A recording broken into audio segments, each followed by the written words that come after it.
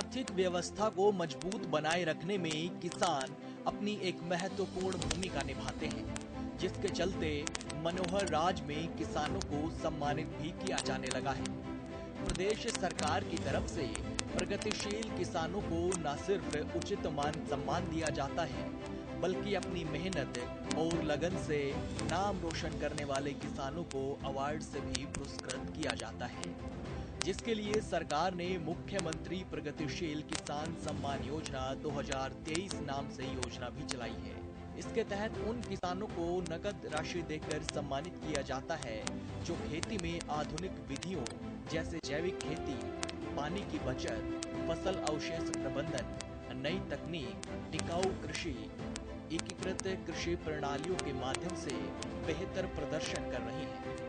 सरकार की तमाम फायदेमंद योजनाओं की बदौलत आज प्रदेश भर में हजारों की संख्या में प्रगतिशील किसान हैं जो प्राकृतिक खेती में अपने नाम का लोहा मनवा चुके हैं और काफी अच्छी कमाई भी कर रहे हैं। सरकार के लगातार प्रयासों से आज हरियाणा के युवा भी खेती की तरफ मुड़ने लगे हैं। नवीनतम तकनीक, सरल टेक्नोलॉजी और कम मेहनत से ज्यादा मुनाफा, ये सब चीजें युवाओं को भी खेती की तरफ आकर्षित कर रही है। आज हरियाणा के उद्यान विभाग की सही कार्य प्रणाली और युवा किसान की मेहनत के कारण प्रदेश के युवा उद्यमशीलता के शिखर को छूने की तरफ आकर्षित है।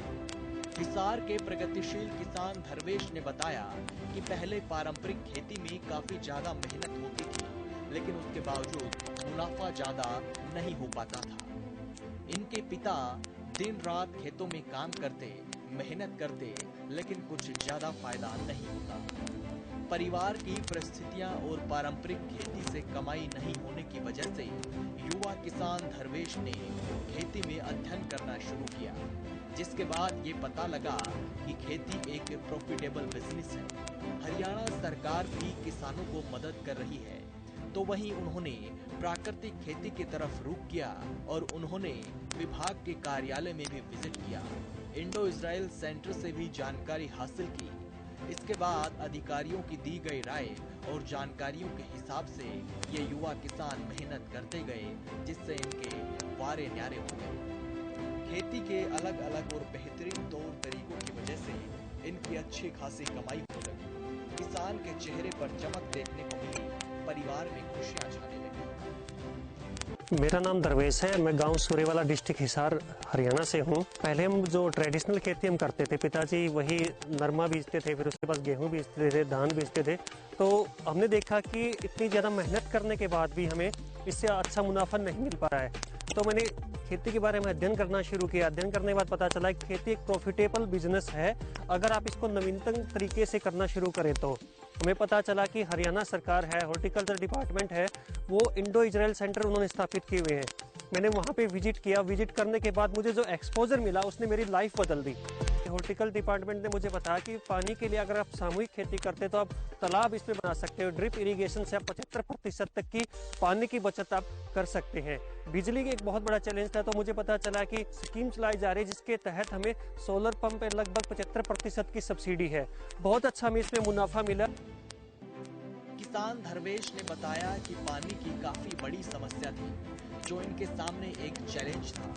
पानी का गिरता स्तर, बिजली की समस्या, ये तमाम चुनौतियां सामने आई, लेकिन बागवानी विभाग ने इसमें पूरी मदद की और बताया पानी के लिए अगर सामूहिक खेती करते हैं तो तालाब बनाया जा सकता है। ड्रिप इरिगेशन के जरिए 75% तक पानी की बचत भी कर सकते हैं। इससे जल भी बचेगा और उत्पादन भी बेहतर होगा। बिजली की समस्याओं को दूर करते हुए विभाग ने बताया कि हरियाणा सरकार की स्कीम के तहत सोलर पंप पर लगभग 75% तक अनुदान दिया जा रहा है।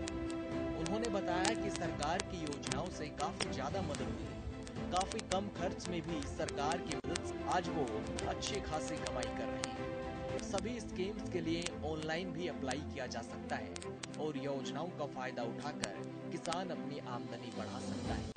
उन्होंने किसानों से अपील करते हुए कहा कि पारंपरिक खेती को छोड़कर प्राकृतिक खेती को अपनाने से काफी ज्यादा फायदा हो सकता है। बस किसानों को समझने की जरूरत है। उसके बाद एक खेती हमारी बहुत अच्छा बिजनेस है, लेकिन वही कि इसको हम नवीनतम तकनीक से हमें करना चाहिए। मैं 8 एकड़ में बागवानी करता हूँ। बागवानी के साथ साथ हम इंटरक्रॉपिंग करते हैं बहुत ही एडवांस टेक्निक से। साथ मैंने 1 एकड़ में नेट हाउस लगा रखा है, वहाँ से मुझे बहुत अच्छा प्रॉफिट मिल रहा है। साथ में हम लगातार प्रयास कर रहे हैं कि इसको हम ऑर्गेनिक पे कैसे लेके जाए। तो ऑर्गेनिक यूनिट की हमने स्थापना कर रखी है, गोबर गैस प्लांट हमने लगा रखे, जो भी आयाम हम कर सकते हैं वो हमने स्थापित किए हैं।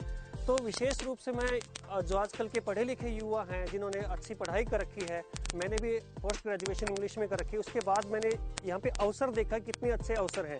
तो अवसरों को तराशने की जरूरत है युवाओं को खासकर। इतना ही नहीं, धर्मेश किसान ने बताया कि वह 8 एकड़ में बागवानी करते हैं। वहीं बागवानी के साथ साथ एडवांस तकनीक से इंटरक्रॉपिंग करते हैं। इसके अलावा 1 एकड़ में नेट हाउस भी लगा रखा है।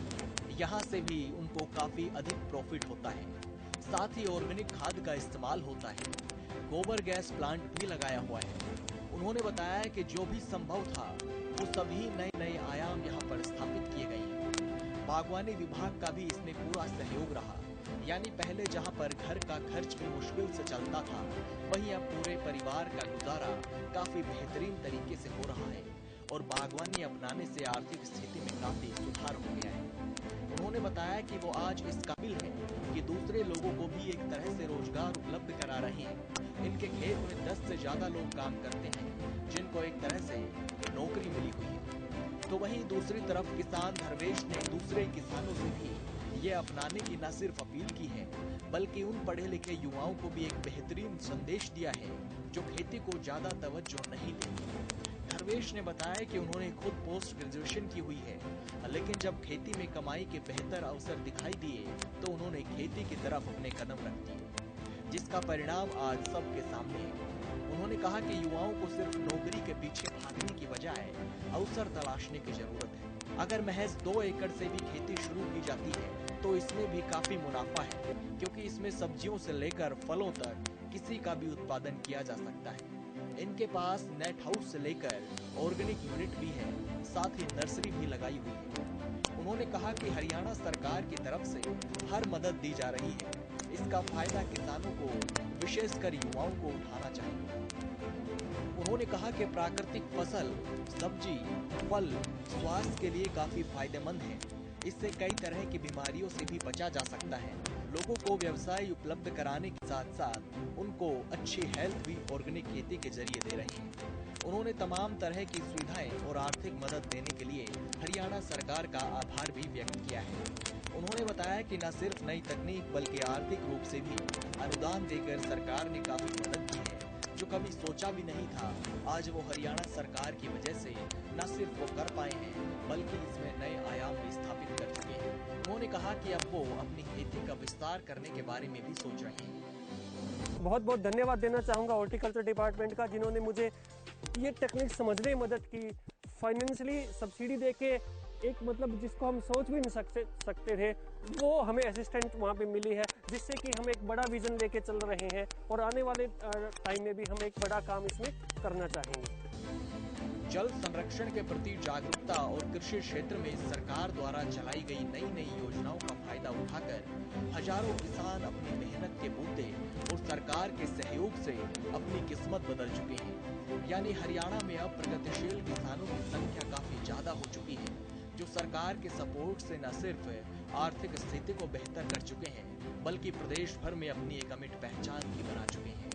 प्रदेश के हजारों किसान अब पारंपरिक खेती को छोड़कर प्राकृतिक खेती को अपना रहे हैं, जिससे उनकी आय दोगुनी से भी ज्यादा हो रही है।